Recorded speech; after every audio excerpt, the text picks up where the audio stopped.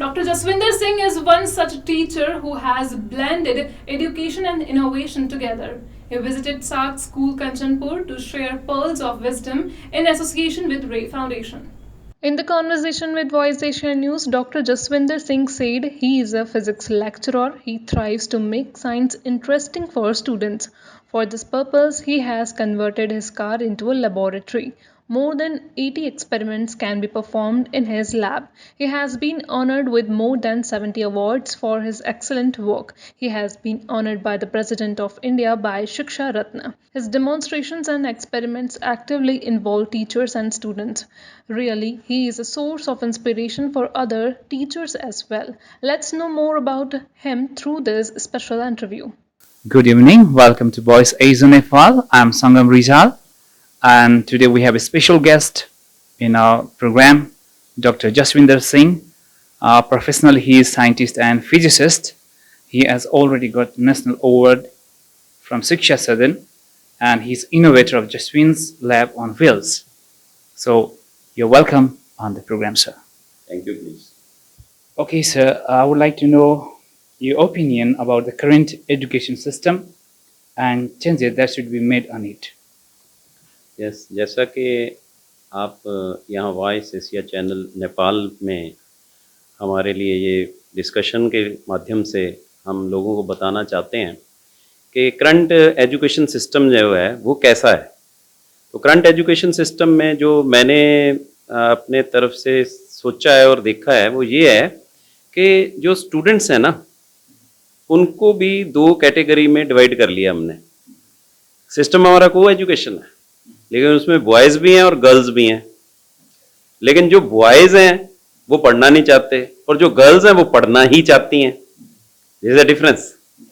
तो को एजुकेशन के इस ज़माने में ये टीचर के लिए बड़ा मुश्किल चैलेंज हो गया है कि वो एक पढ़ना नहीं चाह रहा, एक पढ़ना चाह रहा है, उन दोनों को इकट्ठे कैसे करें।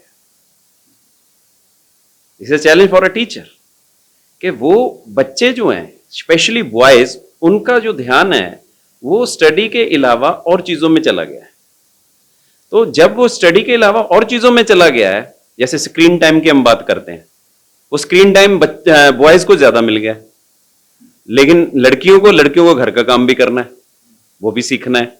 तो उनके पास स्क्रीन टाइम तो कम रहता है, लेकिन वो टाइम वो अपना डिवोशन देती हैं स्टडी में। तो इसलिए वो आगे आगे आगे जा रही हैं। जैसे हमारे पास था कि रिजर्वेशन है जी 30% है, उसके बाद अब 60 पे पहुंच गया ये। अब 60-40 की रेशो की बजाय भी 70-30 रेशो आ गई है मेल फीमेल की। तो ये क्यों होता जा रहा है?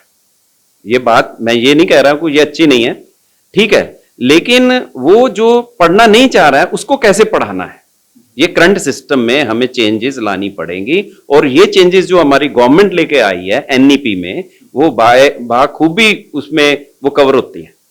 क्योंकि जो सिस्टम है ना, जो हमें वो जैसे ये हम सर्कल ड्रा करते हैं ना, तो सर्कल ड्रा करने के वक्त क्या करते हैं, जहां से चलते हैं वहां पे वापस पहुंचते हैं।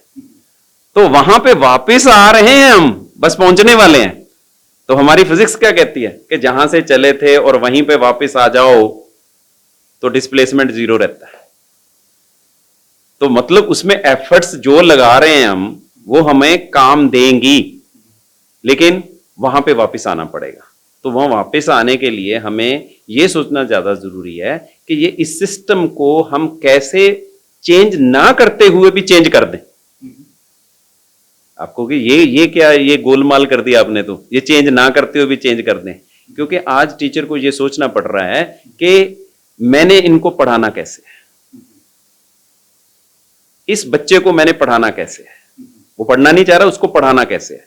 तो उसके लिए उसको ये मेथड ढूंढने पड़ेंगे, उसको ये फाइंडिंग्स लेनी पड़ेंगी कि बच्चे का इंटरेस्ट कहाँ है। क्योंकि मैं इस बात को बाखूबी समझ सकता हूं कि जहां पर बच्चे का इंटरेस्ट रहता है ना, तो वहां पे वो काम खुद ब खुद कर लेता है। क्या हमारे जो बॉयज हैं वो अच्छे अच्छे शेफ नहीं है? क्या जो हमारे बॉयज हैं वो अच्छे अच्छे टेलरिंग मास्टर नहीं है? तो वो कैसे बन गए? इंटरेस्ट था। वो इंटरेस्ट जो है वो बच्चे को कहीं भी ले जा सकता है, बस उसका इंटरेस्ट होना चाहिए। तो वो इंटरेस्ट कैसे हम उसका बना पाए, this is very very important for a teacher, कि वो इंटरेस्ट कैसे उसमें लेके आए। तो इंटरेस्ट लाने के लिए उसको अपने मेथड में चेंजेस लानी होगी, उसको अपने मेथड चेंज करने होंगे। और वो मेथड जो है वो चेंज कैसे करेगा? जैसे मैंने आपको बोला कि जा बेटा ये एक गिलास पानी का लेके आ मेरे लिए, है ना। तो पहले आप बच्चे को बोलते थे तो वो गिलास पानी का कैसे लेके आता था? वो मेरे टीचर ने कहा है भाई गिलास पानी का पिलाना है, मेरे टीचर को मेरी ड्यूटी लगी है, तो वो पूरा अच्छी तरह से साफ करके, एक बार नहीं, दो बार नहीं, 3 बार साफ करके वो पानी को भर के ऐसे लेके आ रहा है, कैसे सर्व कर रहा है टीचर को। और बड़ा मतलब भी फील कर रहा है, प्राउड भी फील कर रहा है कि मेरे टीचर ने मेरे से पानी मांगा, इतनी क्लास है। लेकिन आज जो बच्चा है उसको पूछो ना कि पानी मुझे 1 गिलास चाहिए, तो वो खुद नहीं लाएगा, वो पीएन को जाके बोलेगा कि टीचर पानी मांग रहा है। तो इसका मतलब क्या है कि हम अपने बच्चे को संस्कार नहीं दे पाए हैं, हम बच्चे को सिखा नहीं पाए हैं। ये अकेला टीचर ही नहीं करेगा, ये उसके पेरेंट्स की प्राइम रिस्पॉन्सिबिलिटी बनती है कि बच्चे को घर से कुछ ऐसी शिक्षा दी जाए कि वो इस बात को समझे कि ये काम भी मेरा है। मैं जब ये रिसर्च में चलता हूँ ना, तो मैं कुछ सोशली रिसर्चेस भी करता हूँ। उसमें क्या है कि कुछ बच्चे जो बड़े रईस खानदान से हैं ना, जिन्होंने कभी मतलब भी ये हम कहें कि ब्रूम उठा के नहीं देखा, जिसको हम नेपाली में पता नहीं क्या बोलते हो, झाड़ू बोलते हैं ना, है ना, झाड़ू ही बोलते हैं यहाँ पे, तो उठा के नहीं देखा।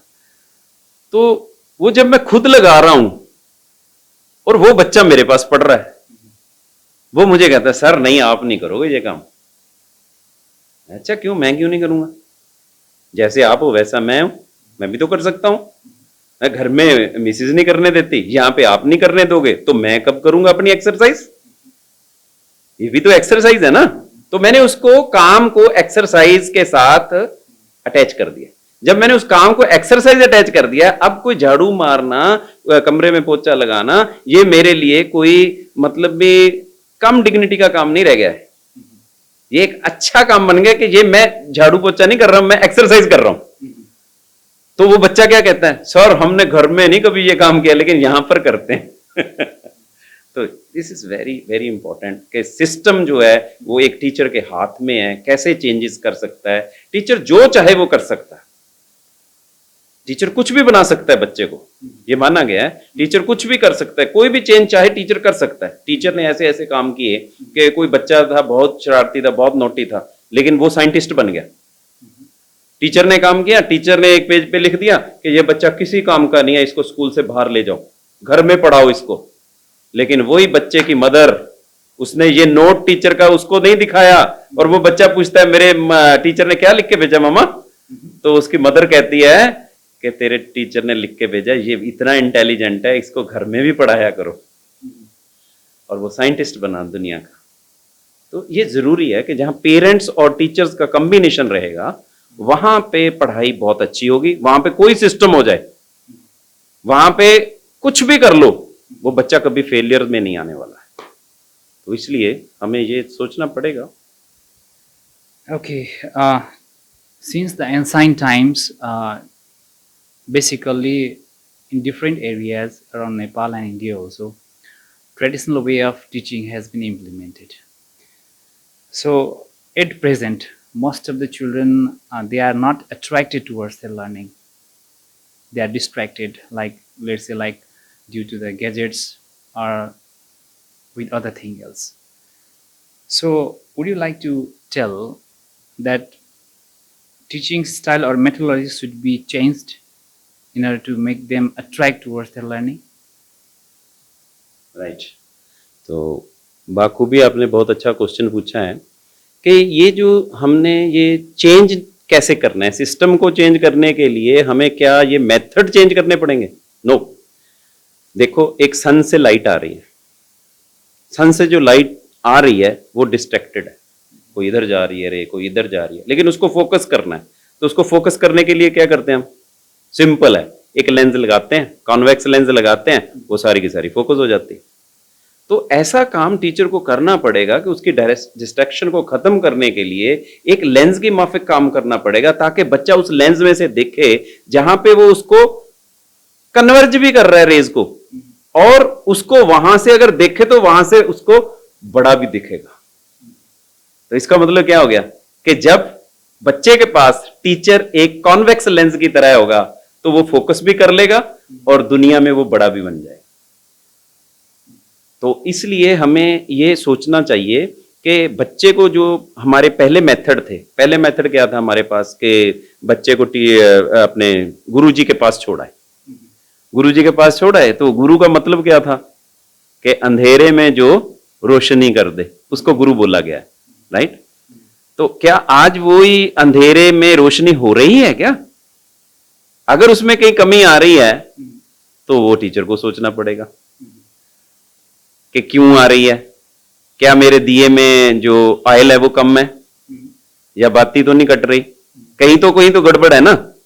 लेकिन हमें लोगों ने समझाया, हमारे जो मॉरल वैल्यूज से जुड़े हुए हैं लोग, हमारे ट्रेडिशनल चलते आ रहे हैं कि ये जो हमारा गुरु वाला लफ्ज रहा ना, ये दो तरह का रहा। एक तो रहा हमारे पास दीपक गुरु, एक रहा पारस गुरु। और पारस बट्टी जो होती है वो किसी भी 8 जो हमारे पास धातु होती हैं उनमें से किसी को भी हम स्पर्श कर देना वो पारस हो जाती है। तो ऐसा गुरु चाहिए क्या? वो उसके पास जाए और वो पारस हो जाए। लेकिन उसमें कमी रही। उसमें कमी क्या रही कि वो पारस जो है वो मेटल को, 8 तरह की मेटल को तो पारस बना सकता है, लेकिन वो खुद ब खुद उसको पारस नहीं बना सकता। उसको वो सोना तो कर देगा, कंचन बना देगा, पारस को जिससे टच करेंगे वो उसको कंचन कर देगा, सोना बना देगा, लेकिन वो खुद ब खुद उसको पारस नहीं बना सकता। This is the difference. तो बड़ी पावर है टीचर में कि वो सोने की चीजें बना रहा है, बहुत अच्छे अच्छे इंसान बना रहा है, बहुत अच्छे अच्छे इंटेलेक्चुअल बना रहा है, लेकिन वो खुद जैसा नहीं बना रहा। तो इसका मतलब उससे खुद में भी कमी है। तो अब क्या करे? तो उसको चेंज करना पड़ेगा, सिस्टम चेंज करना पड़ेगा। तो सिस्टम कैसे चेंज कर ले? जैसे आपका क्वेश्चन है कि क्या हमें सिस्टम चेंज करना पड़ेगा? बिल्कुल करना पड़ेगा। उसमें क्या चेंज किया? वो कहता नहीं भाई अब मैं पारस नहीं हूं, मैं तो दीपक हूं, दीपक गुरु। तो दीपक गुरु कैसा रहता है कि जो उसके पास आता है उसको जला देता है। तो हमारे पहले टीचर क्या करते थे, बस उसके पास जाने से डर लगता था, लेकिन अगर एक बार चले गए ना तो सोना बन के निकलते थे। तो जब उसने उसको जला दिया तो वो भी उसके जैसा ही रोशनी कर रहा है, जैसा वो दीपक रोशनी कर रहा था वो भी दीपक जैसी रोशनी कर रहा है, और वो दीपक ने उसको भी दीपक बना दिया है। ये बहुत बड़ी बात है कि खुद जल रहा है और खुद जल के दूसरों को रोशनी दे रहा है। तो ये हमारा प्राइम मेथड होना चाहिए कि खुद ब खुद जले। लेकिन आज हमारे पास इतनी सहूलतें हो गई हैं कि हम बैठे बैठे सोचते हैं हमारे पास पैसा तो काफी हो जाए, लेकिन हमें कुछ करना ना पड़े। तो उस सिस्टम को बदलना पड़ेगा, उस सिस्टम को चेंज करना पड़ेगा, बच्चे को संस्कार देने पड़ेंगे, बच्चे को समझाना पड़ेगा what is the value of this education. Education का मीनिंग क्या है? आज बच्चे को ये नहीं पता कि विद्यार्थी किसको बोलते हैं, स्कूल का मीनिंग क्या है, पढ़ाई का मतलब क्या है, ये उसको बेसिक चीजें तो पता नहीं है। लेकिन वो एमए कर गया जी, एमएससी कर लिया उसने, लेकिन बेसिक चीज तो उसको मालूम नहीं है कि मेरी ड्यूटी क्या थी, मैं क्या बनना चाह रहा था। तो हम क्या अपने देश का सीन क्या देख रहे हैं, ये हमें सोचना है कि अगर हम इस चीज को चेंज करना चाहते हैं तो एक टीचर हमें ऐसा ट्रेंड करना पड़ेगा। Time to time teacher training program ज्यादा लगने, ये फर्जीवाड़ा नहीं चाहिए मुझे कि चलो जी टीचर ट्रेनिंग प्रोग्राम है 100 टीचर्स आए। मैं कहता हूं 5 टीचर लो, 5 टीचर को ट्रेंड करो और 5 टीचर आगे 50 टीचर को ट्रेंड करे, 5-5 करके, वो भी 5-5 करके, ठीक है ना। ये 5 का जो कंसेप्ट था हमारे पास, ये 5 का कंसेप्ट होना चाहिए। और ये 5 का ग्रुप रखते हैं हम, एक क्लास में 5-5 का ग्रुप बनाते हैं। तो उसमें क्या रहेगा कि उसमें आइडेंटिफिकेशन जल्दी हो जाता है, और उसमें जो है रिपोर्टिंग टाइम हमारे पास मिल जाता है, और उसमें रिपोर्ट्स जो अलग अलग आती हैं उसका मीन जब लेते हैं तो मीन एग्जैक्टली सेम आता है। तो इसलिए हमें ये थोड़ा सिस्टम में ट्रेडिशनल एडिशन करना पड़ेगा कि हमारे वो पुरातन पूर्वज थे ना, जो वो लोग कैसे काम करते थे, वो कैसे पढ़ाते थे, उनको कोई लालच नहीं था। वो शाम के वक्त भी कह देते अरे शाम को घर आ जाना मैं पढ़ाऊंगा आपको। अब कौन कहता है? अब कहता है स्कूल में भी ना पढ़ाना पड़े, यूनिवर्सिटी में नहीं पढ़ाना पड़े, खुद पढ़ लो। तो लेकिन टीचर के लिए बहुत ज्यादा जरूरी है कि टीचर खुद अपनी तरफ से एक रोल मॉडल बने और फिर उस बच्चे को पढ़ाए और फिर देखो अपने देश का जो सीन है वो अलग से होगा. Okay. So, would you like to have some messages to our learners, teachers, as well as parents? हाँ, ये आप जो मैसेज की बात कर रहे हैं ना, मैसेज तो हमारे पास बहुत बड़े हैं. मैसेज तो व्हाट्सएप में मैसेज हर रोज ही आता है ना. लेकिन वो मैसेज को अगर काउंट करना है तो वो मैसेज, मैं तो एक सिंपल सी बात कहना चाहता हूं जो मैंने खुद सीखा है कि बच्चे के लिए मैसेज है कि अपने पेरेंट्स की रिस्पेक्ट कर दे. जब जो बच्चा अपने पेरेंट्स की रिस्पेक्ट करता है वही टीचर की रिस्पेक्ट करता है. और जो टीचर की रिस्पेक्ट होगी, आपने ये सुना होगा, शायद मैंने पढ़ा था कहीं, वो जैसे ही वो हुआ ना कि एक कोर्ट में उसने देखा कि टीचर आ गया, ओए टीचर इन द कोर्ट, ये कैसे हो गया? अगर किसी कंट्री का टीचर कोर्ट में आ गया है तो what is the meaning of this? कि पढ़ाने वाला कोर्ट में आ गया है, अदालत में चला गया है, तो उसका फ्यूचर क्या होगा? Just imagine. तो इसलिए ये हमें सोचना पड़ेगा, टीचर तो एक बहुत बड़ा रोल मॉडल होना चाहिए और जो बच्चे अपने पेरेंट्स का रिस्पेक्ट करें और टीचर का रिस्पेक्ट होगा, और जो पेरेंट्स हैं वो टीचर का रिस्पेक्ट करें. जब हमारा नेशन टीचर को रिस्पेक्ट देने लग जाएगा, फिर से याद करो चाणक्य को, उसको क्या लेना देना था? एक बच्चा ढूंढा और उसको राजा बनाने तक चला है, वो भी उसका बच्चा नहीं है. तो टीचर यही तो कर रहा है. टीचर अपने बच्चे की परवाह नहीं कर रहा और दूसरे के बच्चों के लिए मर रहा है. अरे तूने नाखून नहीं काटे, तू नहा के नहीं आया, तूने पॉलिश नहीं किया, तेरे नंबर कम आए, तू ये नहीं करता वो नहीं करता. अरे क्या लेना देना उसको? इसका मतलब वो ऑनेस्ट है. लेकिन समाज जो है उसको ऑनेस्ट नहीं समझ रहा, और जिस दिन समाज ऑनेस्ट समझने लगा उसको ऑनेस्ट बन के दिखाना पड़ेगा. This is my message for the parents, this is my message for the students. और मेरा टीचर्स के लिए मैसेज है कि आप जो भी कर रहे हो बहुत अच्छा कर रहे हो. प्लीज एक बात मेरी मान लो कि अपनी तरफ से जो बेस्ट कर सकते हो कर दो, बस इसमें कमी ना रहने देना. Thank you. Okay, we have come to the end. Despite your busy schedule, you had been here and provided us time for the interview. Once again, I would like to express my gratitude to you. Thank you. And thank you very much.